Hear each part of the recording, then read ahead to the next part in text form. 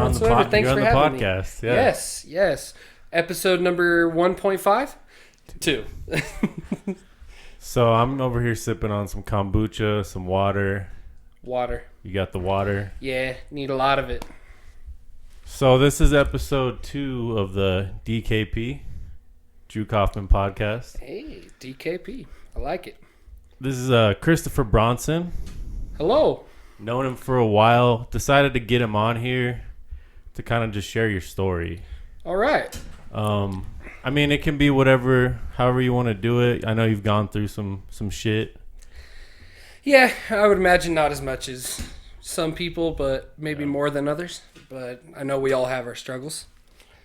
Okay. So I guess I'll start with my upbringing. Standard middle class. Yeah. I guess upper middle class. Father owns a company. Mom was almost at the corporate level of Lucent Technologies. Really highly regarded in her company. Yeah.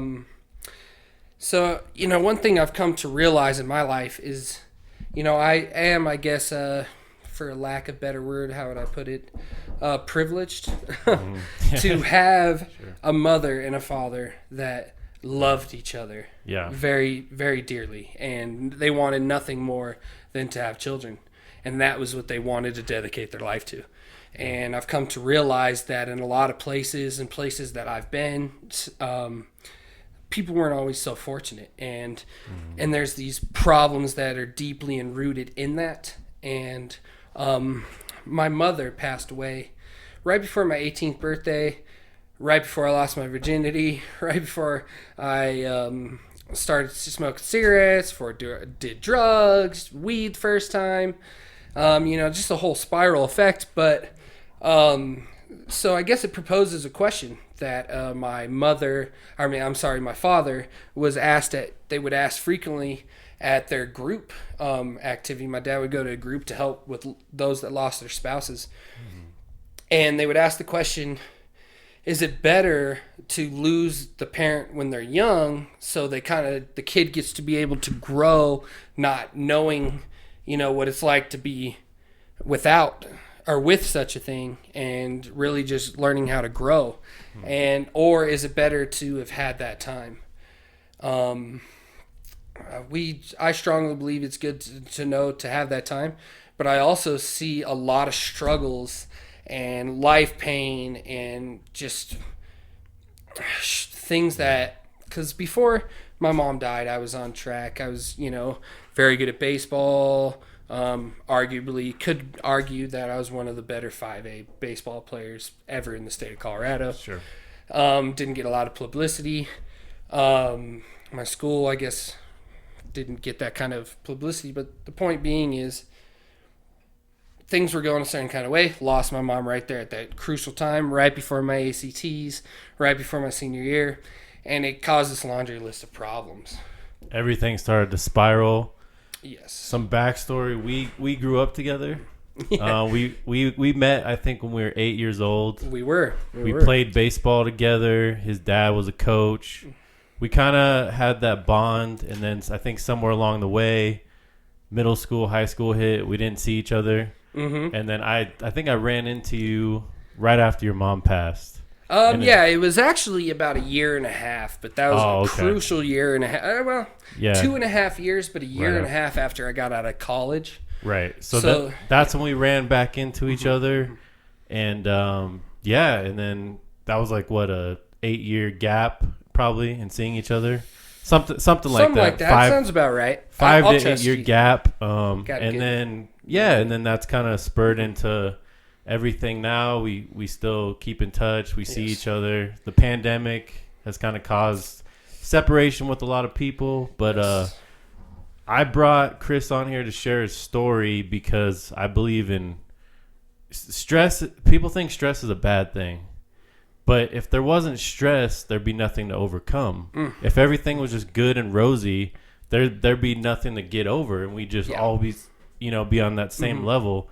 So you overcame it, and there's that growth mindset of now you're trying to look towards the future because you went through a bunch of shit in the past. You said, is it better to not have had that parent around and struggle now, or to have that time with your parent, struggle, or just never have that parent at all? Because we have friends that have never had that parent at all. It could be a good analogy to substitute for just struggle in general. Rather than just looking at it in regards to a mother or whatever the struggle could be. Is it better to have known what it's like to not have that struggle and then deal with that struggle and overcome that struggle, or to have just worked and never had dealt with that struggle and just kind of went through it?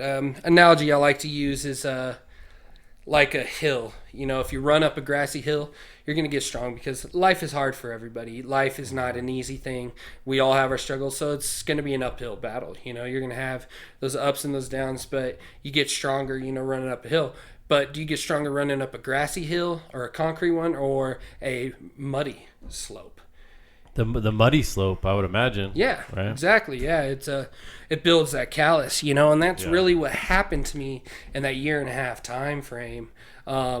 After high school, I got a full ride Division I baseball scholarship to JUCO, junior college. I would have played Bryce Harper. Speaking of Bryce Harper, got the Bryce Harper haircut, looking good. Yeah, so I would have played him like 14 times in 2 years. I think he went maybe after his first year, but I would at least got 7 games or so of that kind of publicity. But and just real quick, if you would have played him, he played catcher back then. Oh, really? So he'd be standing right there. You'd probably have a little conversation with him. Nice. And I was a pitcher for college, which I didn't really pitch in high school, but I was surprised to know that I was throwing 93. I was like, whoa. But yeah, so there would have probably been a little bit of a rivalry between us. It would have been fun. But I really just kind of lost the passion. When my mom died, everything just got really messed up, and drugs, man. Sure. Weed is a problem disguised as a solution. I know that a lot of people, it can have benefits. I'm not saying it's not without its benefits. Sure. PTSD, cancer, the medical aspect of it. For a lot of people, I guess it could have mental issue, help with mental issues of different varieties, Yeah, and I think we need to differentiate the plant marijuana between the hundreds with maybe thousands of substances in the plant. Yes. THC is the one that caused all these issues. CBD has that's not gonna mess with your brain. That's what my mom took for cancer. My mom had 3 cancers. Was a 3-time cancer survivor. Her first cancer she had when she was 7 years old. And she went through like 7 years of follow-up chemotherapy. So a guy that invented a radiation machine, I imagine they use some variation of it for cancer today due to the success with my mother. I could be wrong, but he invented this radiation machine for cancer, and she was his guinea pig. He chose her out of thousands, I don't know, maybe millions, but thousands for sure of case studies. It's crazy. And it was like a lightning rod. And but she had 3 cancers, and her third cancer, she already had too much chemotherapy following her first 2 cancers that she wasn't allowed to do it. So they only gave her like a 10 to 15% chance of survival. Her first cancer had a 1% chance of survival. Damn. And her second cancer, I'm not sure about the percentage, but it was probably close to 0 because she figured out the day she was pregnant with my sister. But the point of it, not to go off in a whole different direction than where we're trying to go off on about. Go for it. But her third cancer, they used medical marijuana, but THC wasn't involved at all. It was CBD. Yeah. But I know that some cancer patients, it totally changes their diet and like does a huge thing for their life, and so I think if it's done medically, it's good. But you're never as good on it as you are without it, especially, not especially, I would say, because there is those cases. But if you're just a normal, whatever that is, but your day-to-day person, there's really no benefit. You're not as good off. And I think both of us are examples of people that can extremely benefited, and our buddy Shane as well, that got off marijuana. Pay raise went up, money went up, sleep went up, just all around mental health, I think, really Sure. benefited. And a Definitely. lot of times people get on these drugs and they forget what it's like to be off them. Yeah, exactly. So you went to JUCO, you played baseball, you lost the passion for it after your mom passed, and then what happened next? I got in a fight. Just basically probably was looking to find a way out. I never really said that before, but Yeah. I think I was probably just looking for a way out. Just was bitter, angry. Sure. So my dad told me the day that I got my scholarship, and this is nothing towards my dad. Me and my dad are good. There's none but love there, you know. Mind you, he lost his soulmate. I lost my mother. It was a hard time. We went through our problems. It was, you know, me and him never really fought. But then when my mom died, you know, we had that time. So I'm not saying this at all to put it on him like he's a bad parent. I think he's the best parent. I once saw my dad work 66 days in a row because my mom, when she had her third cancer, to help pay for it. And when I say 66 days, I mean not just like days, I mean literal days. The entire day. Yeah. 24 hours. Yes. This is his No sleep. Yeah, this was his schedule. He would not wake. He woke up at one point and 6:15 goes in, you know, he takes 15 minutes, got dressed, took a shower, whatever, 30 minutes. Ate breakfast. We had it ready, scarfed it down, had his clothes ready for him. He would go to work at his company from 6:15 to about 5:15-ish, 5:30. He would go off and he would process serve papers, and then he would snow plow and all night long. And when he snow plowed, it was like 2005, so it was like one of our biggest blizzards. I think we had like, what was it, like 60 days or something out of school that year. It was like ridiculous. Something crazy. Yeah. Well, I saw him work every single day. And this is the reason I bring it up is because, you know, looking back at it now, it's one of the most influential moments of my entire life. And at the time, you know, as a kid, you don't really always necessarily realize how significant these moments are when you're living them. Right. And, you know, I wasn't grateful for my father and my mother as much as I should have been. You know, I struggled with bipolar disorder, ADHD, OCD, and a slight autism. High functioning, real high function, obviously. And the marijuana can affect all that in tons of different ways. Yeah, not to mention alcohol, cocaine, right? You know, ecstasy. All things that I dabbled in, or at certain points I dipped my toe in. And, you know, I did a little bit of shrooms way past the fact, and I don't think I'll ever do that again, too. I think there's definitely some side effects there. Oh, yeah. Oh, yeah. Which I bring that up because now it's being legalized here in Colorado. It's, you know, I believe they legalized it in Denver already. It's decriminalized in Denver, so if you get caught with it, nothing's going to happen.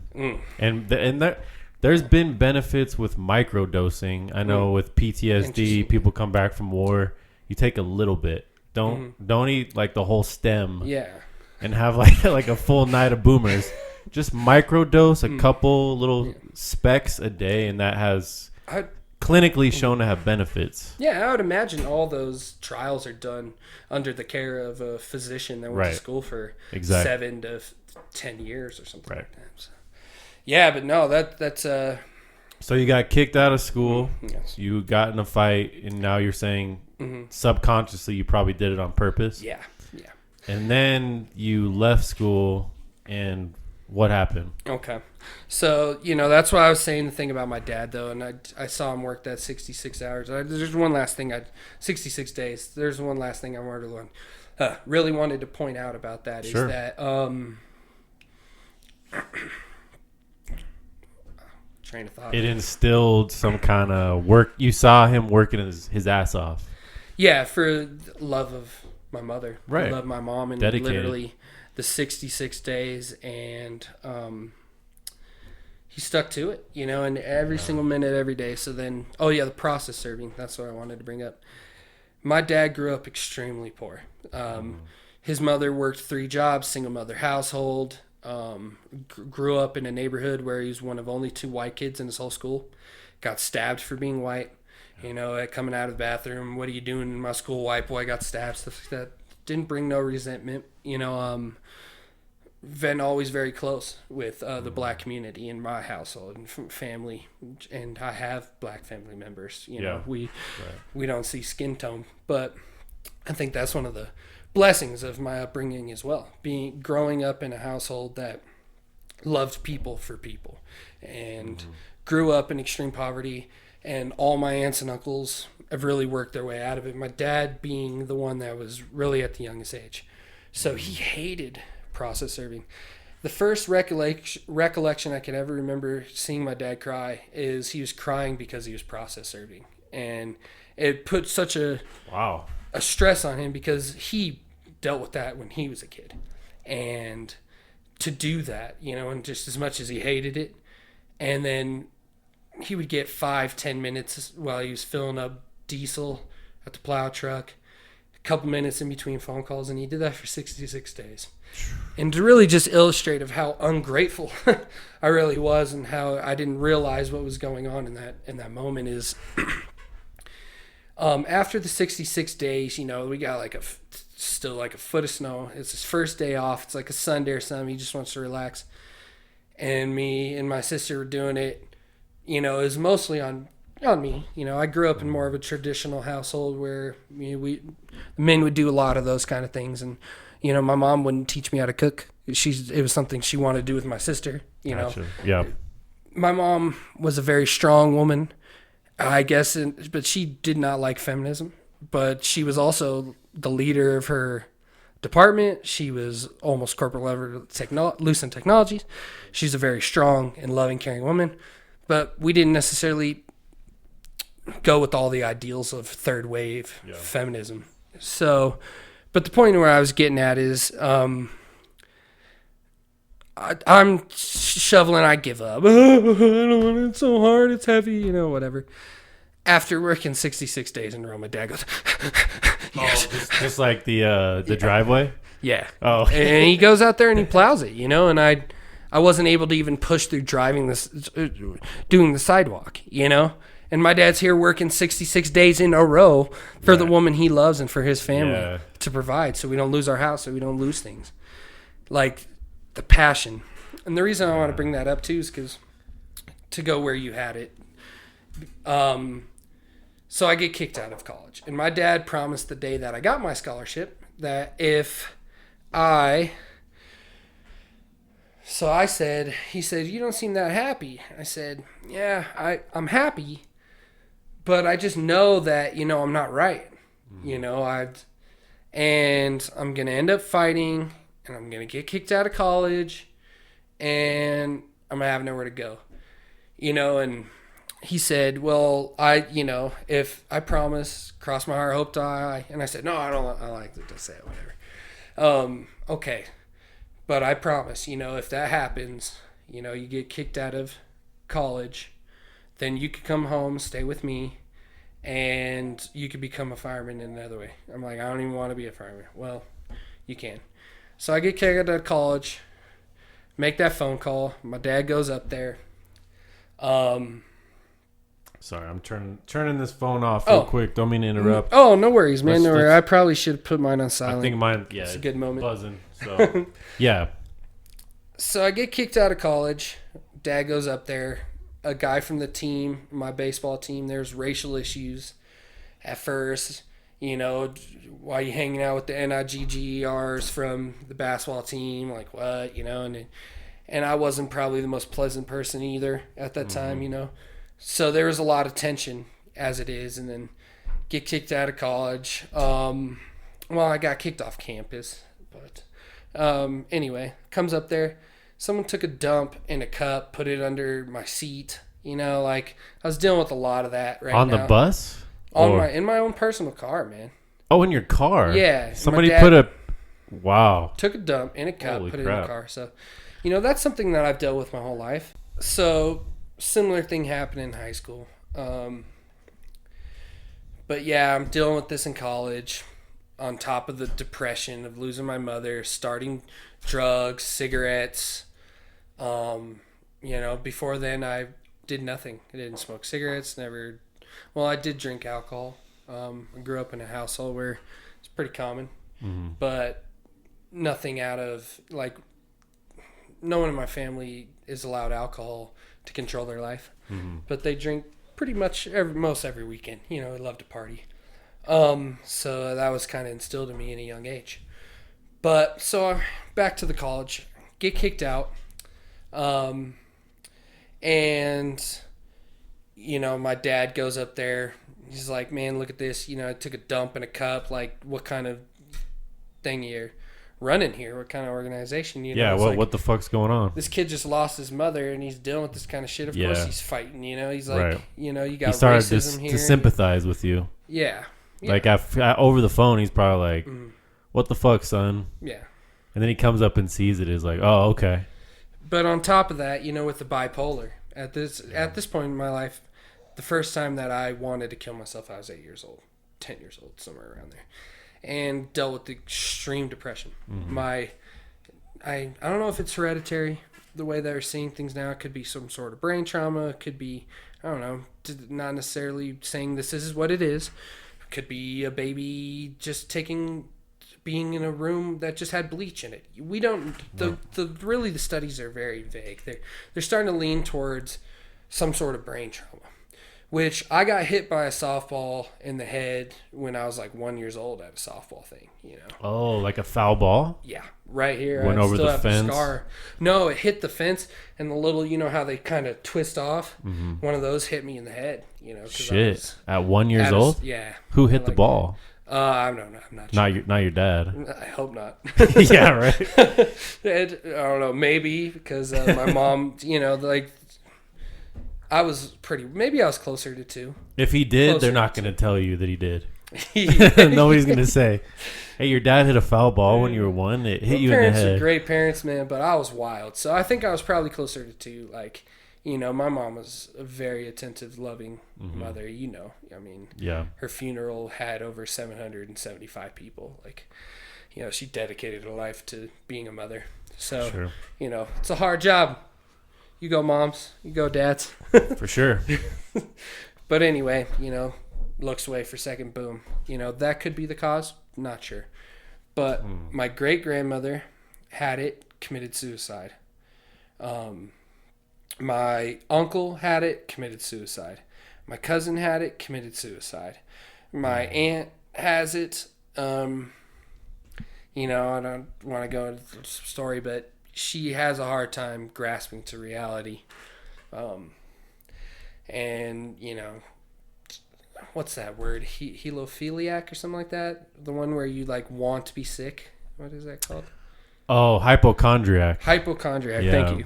Yeah, I guess she, you know, because my mom had the cancer, and I sympathize with my aunt because bipolar is a serious issue, and it's something that's very difficult. And the number one statistic of people on the street in homelessness is bipolar and schizophrenia.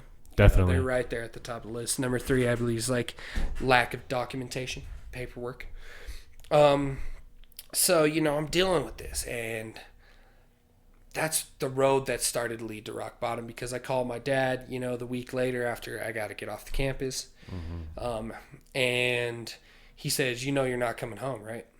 You know, my dad is a man of his word. And that was the first time in his life, in his entire life, in my entire life, that he ever did not do exactly what he said he was going to do. I don't hold it against him. He just lost his soulmate. And I bringed up the bipolar part because I was a dick. You know, I was really hard to deal with. I was very difficult. My dad is extremely anal retentive. You know, he's organized. He's the kind of guy that puts a label on your label maker, you know, and then like and has never lost a thing out of his toolbox. And here I come along, you know, my sister is very anal retentive too. She's good with that kind of, except for clothes. She'll sprawl them all over her. That's her one thing is like still this day, I guess she throws her dirty clothes on the floor, whatever, you know. It's probably an outlet, you know, more than anything, just so to allow herself to be a little messy. Right. You know, because she's, but anyway, so they're all very organized, and then there's me, man. It's just like one day we're doing something in the backyard, and you know, you find a wrench like 3 feet down, you know. With the label on it. Yeah, with the label on it. Yeah, man. So it wasn't easy. You know, I was a tough kid. So he said you can't come home with me. Yeah. But we're going back to Denver. Oh no, he went up a week before to deal with the situation. Okay. You know, try to fight it or whatever. Just deal with the situation. It didn't work. I had a week to get off campus.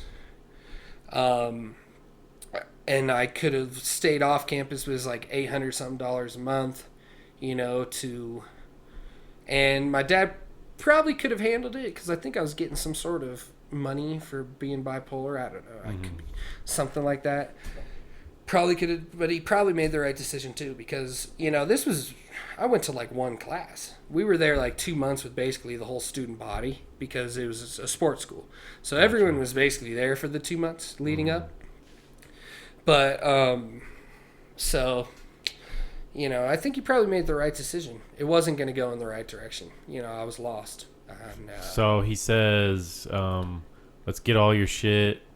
You have 2 weeks to get out of here. Mm-hmm. And then I call him right before I leave. He goes back home. Oh, okay. So there was a little gap there where there was last week. He goes hang back out home with my friends. Yeah, he went back home after trying to fight it or whatever. Just went up there to deal with the situation. And, you know, I call him and say, you know, I'm leaving. He says, you know you're not coming home, right?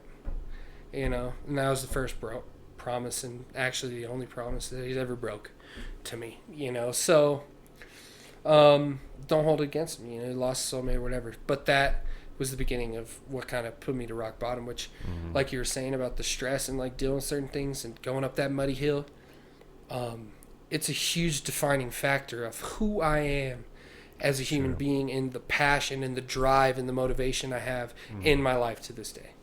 Yeah. It's a deeply enrooted part in who I am, the times that would follow after this. So, okay, where do I go? So I go back to my friends. I love them, but, you know, I'm still friends with these people.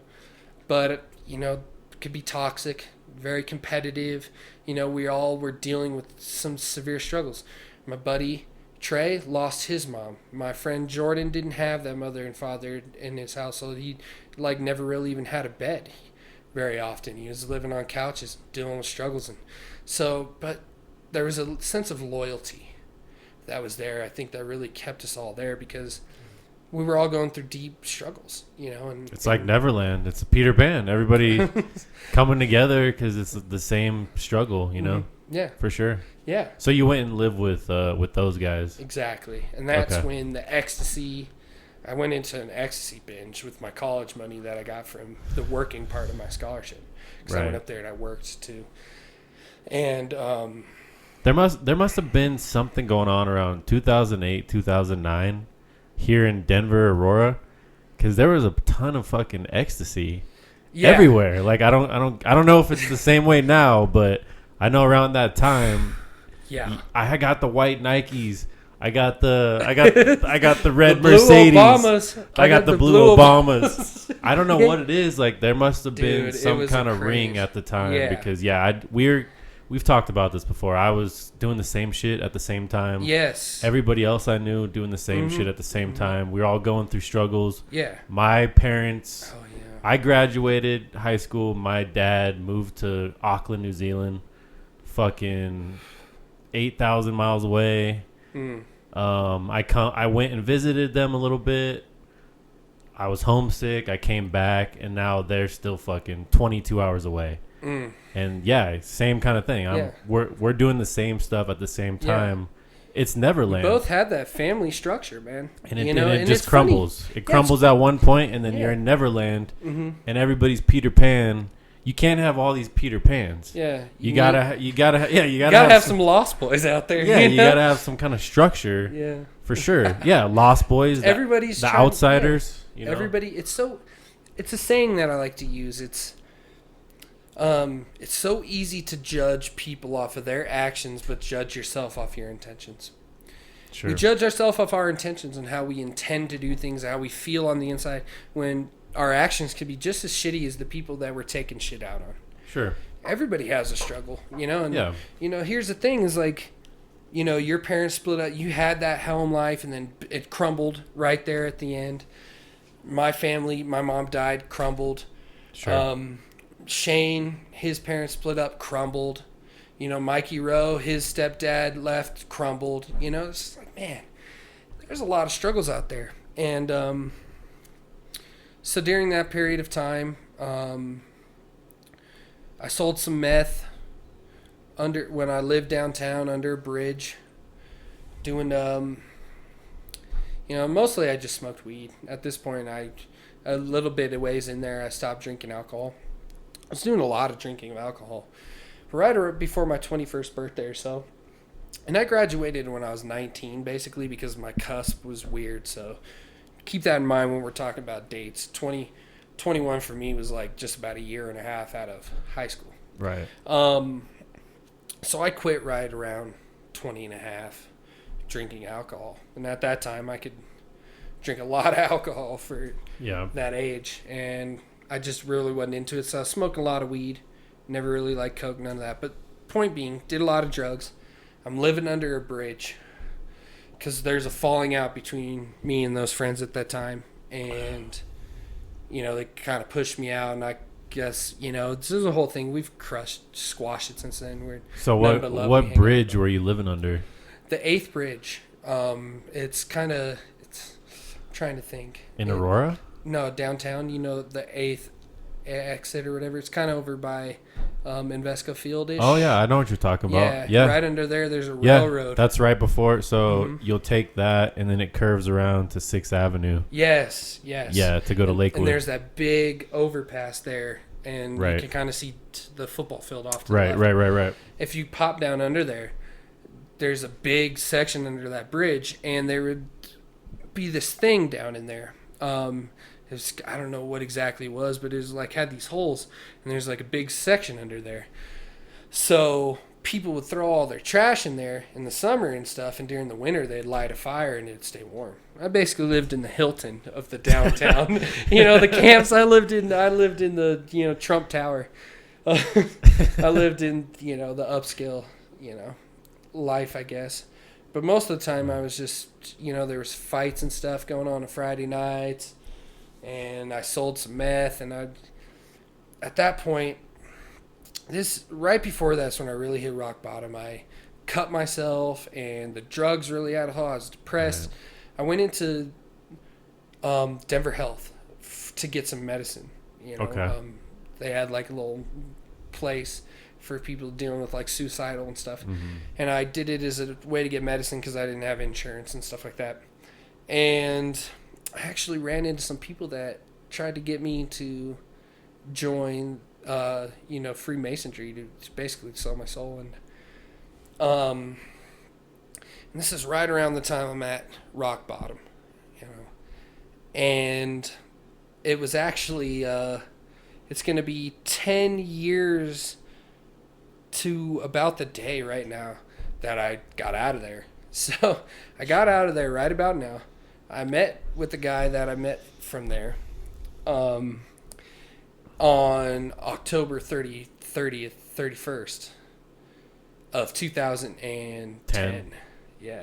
Okay. So, it's interesting timing, man. Life. And I was about a mile away at that time. Yeah.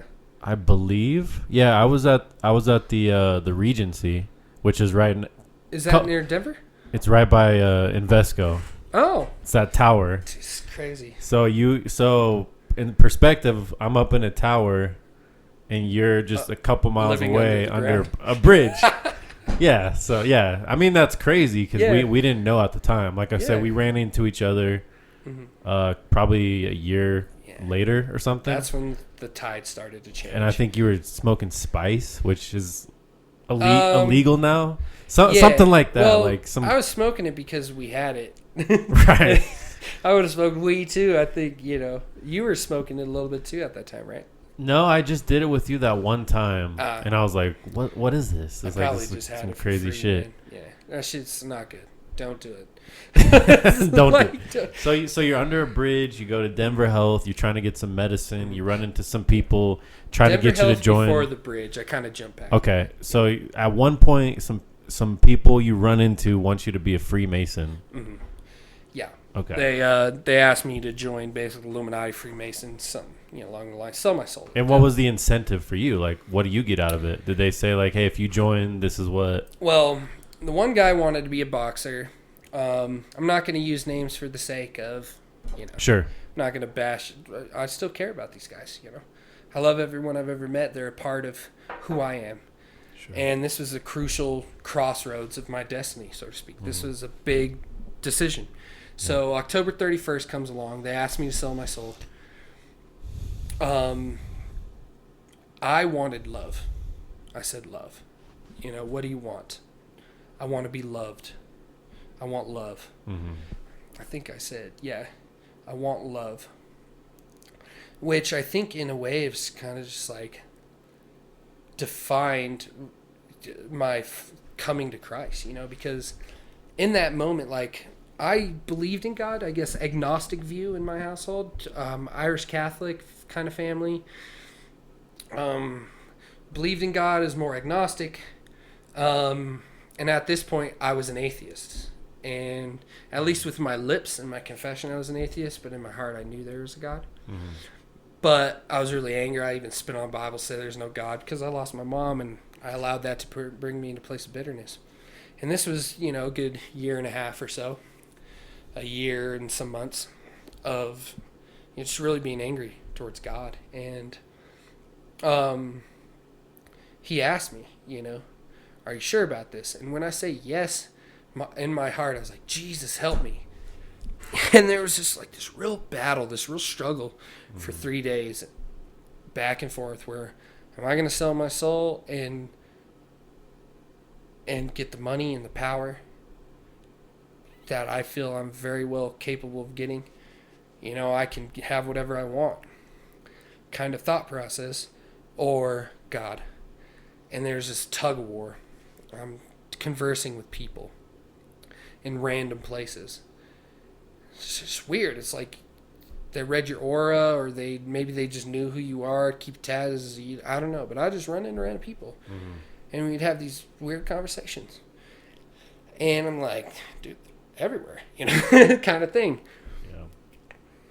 So I end up bowing before God under the stars, and I give my life to Jesus Christ. And this is where an amazing thing happens. I literally felt a sensation in my toes crawl up my body, up my spine, and leave through like my brainstem. And I have not been bipolar since. I have not been suicidal. I have not dealt with those kind of struggles ever since. It was like immediate relief. And part of me might feel that bipolar and certain struggles might be demonically related. I think that there's a spiritual realm and a physical realm. Sure. And not everyone believes that, but I do. Mm-hmm. And I've had my own personal experiences, and I bring that up because it's a big part of who I am in my testimony in my life. This was a crucial point. Yeah. And I felt it leave my body. And that was November 3rd, 2010. 3 years later to the day I get baptized. At this point, I'm starting to make moves. This was shortly after that. I don't know what that means to be a Christian.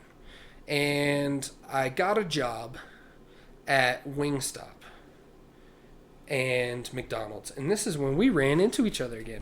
Matter of fact, that's exactly how we did. I remember I went out with a buddy, Brian, and it was Tuesday nights. You get Thursday nights. They're $2 beers, craft beers, like $1 beer or something. $1 beers. Yeah. We're sitting there. The table is just full of beers. And serving you guys. Out comes Chris, picks up all the beers. Holy shit! Where'd you come from? So by this time you already had your apartment. You already overcame all that other stuff. So I guess let's backtrack. Mm-hmm. So you were homeless. You made the decision, no Illuminati. You're gonna go for Jesus. Jesus instead. That happened. You had an out-of-body experience, pretty much. So to speak, yeah. An ethereal experience. And then you can keep from here. You got baptized. Point, I'm still... yeah. I'll back up a little bit, too, because at this point, I don't know what that means to be to be a Christian. Right. The examples I had slept out of marriage and got divorced and stuff, and weren't necessarily very godly examples. And I didn't necessarily know what that meant, but I do know that I love Jesus at this point. So I'm not even in the homelessness under the bridge yet at this point. At this point was like shortly after the break with my friends. That's when that situation happened. Then I go and I live with 2 family members, have some crazy experiences there, and then I go to the homelessness, under the bridge. Okay. Then after that, meanwhile, this whole time, I'm still dealing with drugs and the weed, especially smoking weed. Ecstasy was kind of that one period I was telling you about. Never was really into coke, mostly weed, and I was selling meth. I did it once to try my product, to know how to explain meth to people, to be able to have that context of a conversation. And how did that go? So I was just helping run and put some money into it, and just was selling meth. How did the experience go when you tried it? Well, let's say this. There's a reason why people get hooked on that shit. Like, you feel high. Sure. It's just like anything. You feel high, but you could feel that way from reading. You could feel that way from a sunset. You could feel that way from writing. You could feel that way from jogging. You could feel that way from praying. There's so many ways, and once you get on drugs, once you get into weed, you no longer produce those natural endorphins from the things that are like... Yeah, it's the dopamine. Nature gives you small little injections of dopamine to say, okay, you're on the right path. You're going the right direction. Let me give you a little bit. Okay, all right, here. A drug is the outside source of dopamine. Yeah, inside your brain, it's always micro-dosing you to say, okay, you made the right decision. You could have gone left, but you went right. Yeah. Left was danger. Right was water, was the river. So you went right, you found the river. Here's a little bit of dopamine. So when you do drugs, you're skipping that whole microdose, and the outside external environment of the dopamine is just, you're overdoing it. You're giving your body all this dopamine. Yeah. And then your body's like, what do we do? Like, we didn't do anything to deserve this. I didn't take the right step. I didn't make the right decision. I just fed myself dopamine. So that's how you get hooked on this shit. Yeah. And it's horrible. You're an addict. You're an addict. But if you do go swimming, meditation, reading, writing, those little micro doses of dopamine, that's powerful stuff. Yeah. Exactly, man. What I've come to realize in my life and through my struggles too, is I believe God is the only way to truly die to ourselves. Because at the root of anything we do, if we do not have Jesus at it, if we don't have Jesus at the root of what we do, there's some sort of level of pride or self-gain, or there's self in the root of it. Feeding into yourself. That's not necessarily always a bad thing in and of itself. But let's look at the things in which we honor most in society. A mother laying down her life for her kids. A military person laying down his life for his country. An athlete working hard, grinding, and laying down his life, putting his body on the line to be able to perform. Somewhere in society we've lost grasp of that, the self-gratification. Just like taking the drugs. Instant. Facebook. Right. All these things. I want it. But yet the things we value most is dying to self. And I think the only way to truly die to ourselves, is to serve a master, a perfect master in God. And so, I've come to realize through that experiences, and I was dealing with that stuff, and then I got the jobs that we were talking about. I was working 86 hours a week, and on top of that, I was selling some weed at the time. So I was basically, working 90 some odd plus hours a day, and having a bunch of sex on top of it. So I'm having sex with girls, smoking weed, working really, really, really hard, just burning out, man. I mean, I had like sex with like 30 something odd women in 1 year that year. See, I didn't know at all what it meant to be a Christian, but it was a step. It was a step, Yeah. and God graciously delivered me from the depression, the bipolar, the anger. I deal with these things just like anybody. You've been on the end of me being a dick. You know, I have my moments, but they've come far. Sure. I mean, we're all human. We're all gonna, like, yeah, of course. If you're not getting in some kind of fight or argument with somebody, I mean, that's the thing about, like, I think I was watching the game yesterday. Bradley Chubb, he was fucking going at some guys. He was pissed, and they said that's a good thing. You care. Yeah. When I'm fighting with somebody, when you fight with somebody, you give a fuck. When you get in an altercation with somebody in public and you walk away, you don't give a fuck. You're like, you know what, dude, it's not worth it. But like when you're fighting with your dad about shoveling, somebody had to give a fuck for that fight to happen, or else you both just walk away.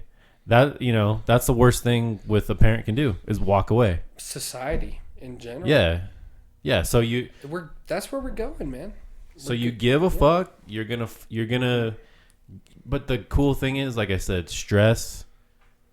Once you overcome it, there's that dopamine. There's that gratification. Okay, I walked from the middle of the country all the way to California. You know, the pioneers. I went all this way. It sucked.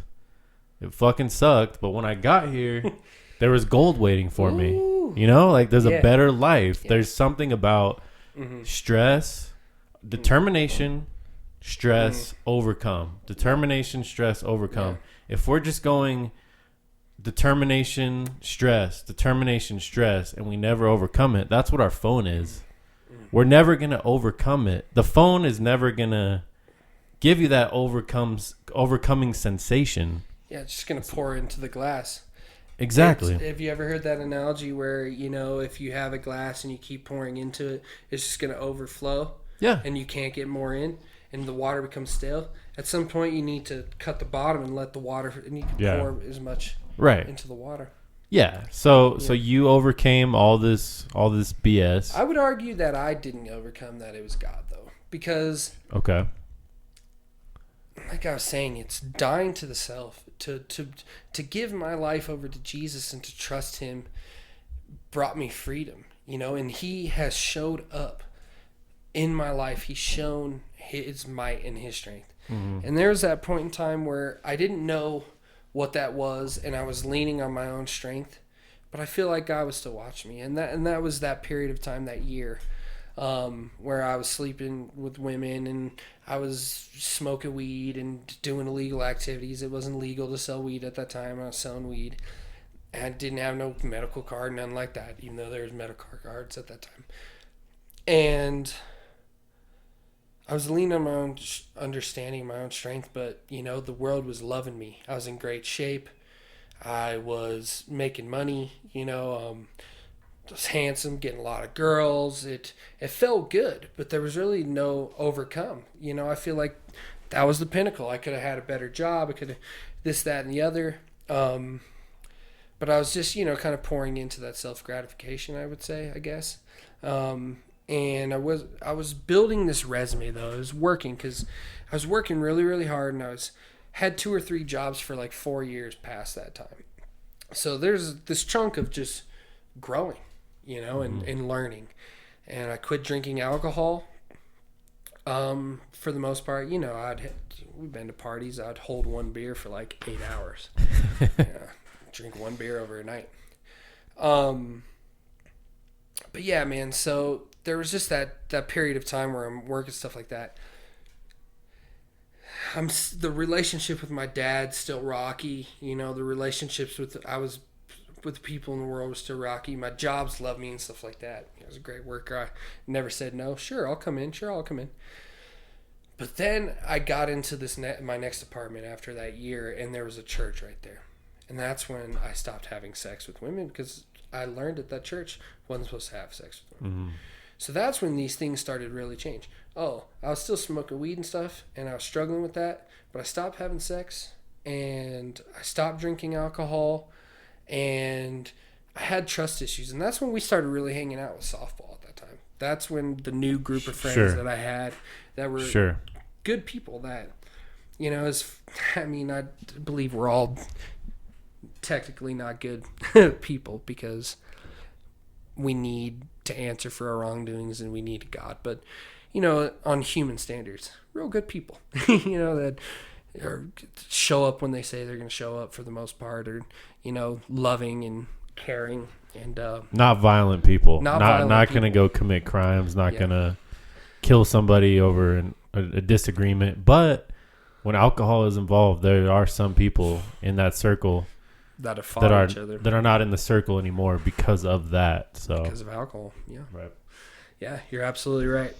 So I still am dealing with the trust issues at that time, and you guys came and moved in with me for a little bit, you and Mikey, and I was still dealing with the trust issues. I remember, if you recall. So I'm still growing at this point. Sure. There's this point of growing. That's the thing too, people. It's like you can't expect a perfect repentance. Right. You can't expect a perfect path. It's a rocky path. It takes time. You have to stretch the muscle to build it. And at that time, I'm growing in things, But then there was like a 2-year gap where's Chris? Where'd he go?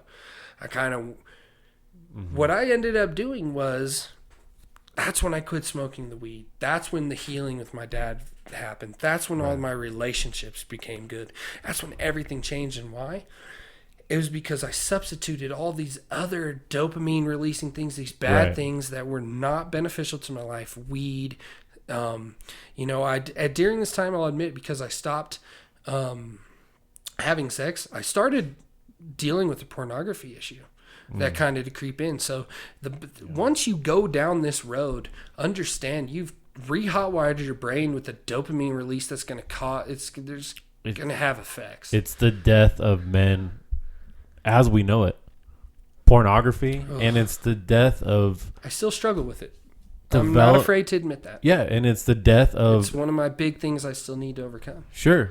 It's the death of development in children as well. Mm-hmm. We got 7-year-old kids who can't look away from their screen. Yeah, pornography too. Because they're staring at hardcore porn as a 7-year-old kid, and then they're 12, and then they're 15, and then they're 21, and then they're 44, and then when does this path end? It's the death of men. Yeah. Well, as we know, I wish we could pull up right now about the erectile dysfunction in the youth.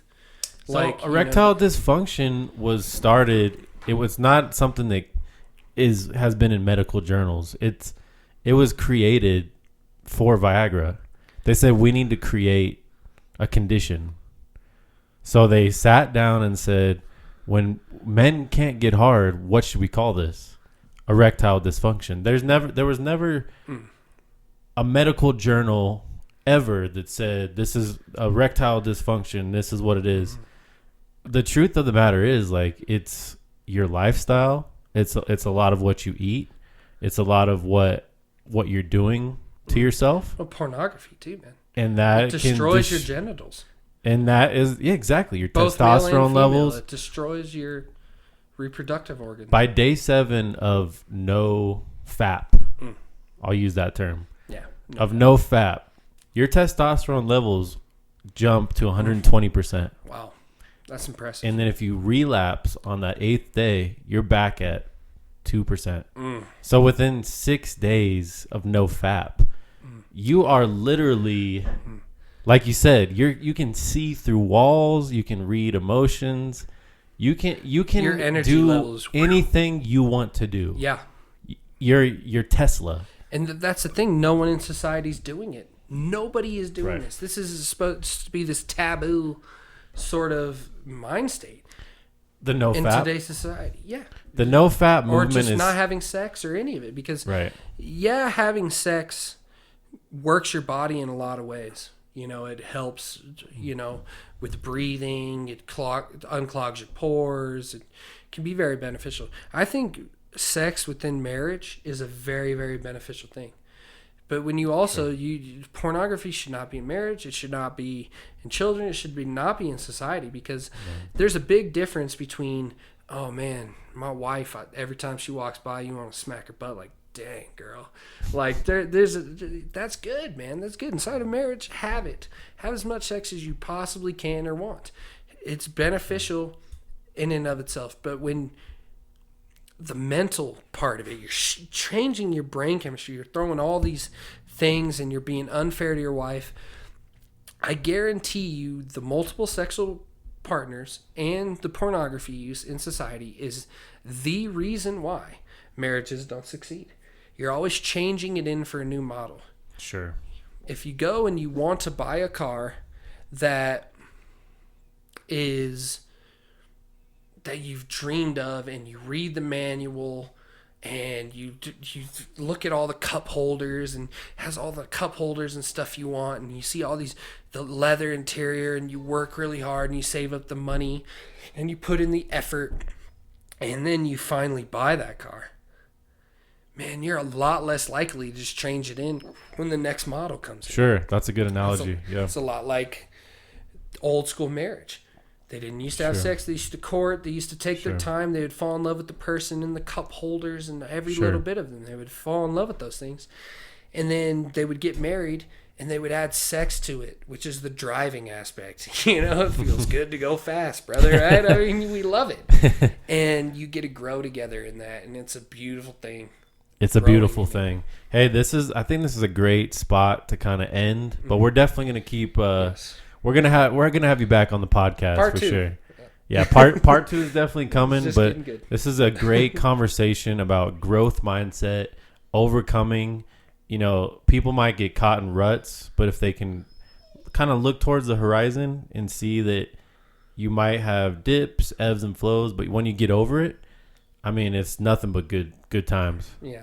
So hey. Thanks, man. Appreciate coming through. Yeah, good shit. Thanks for having me, man. Please hit that subscribe button, because a lot more is coming at you. Thank you.